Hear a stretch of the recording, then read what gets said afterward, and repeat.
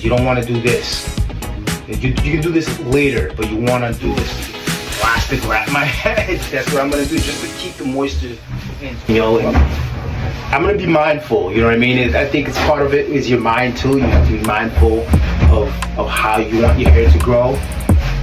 And also, like what you're intaking, like drinking water. Like I do a lot of fresh water. That's what I do.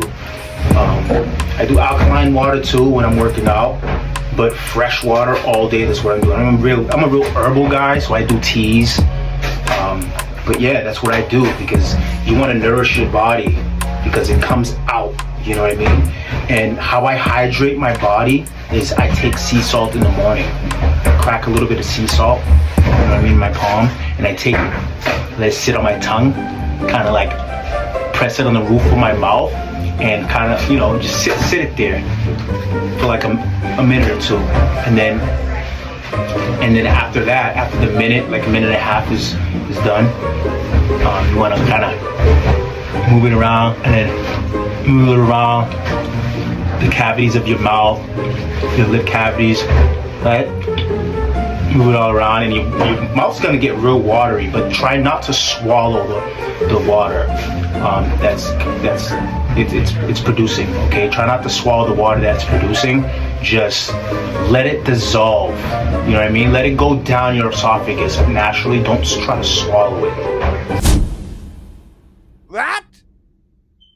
And if it's watering too much, you can spit the water out just to keep your mouth dry as possible.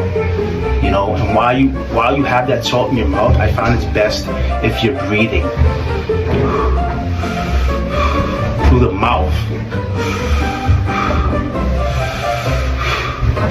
because I find that when you breathe through the mouth, it dries out your mouth, and that's what you want. You want your mouth to be as dry as possible, but salty.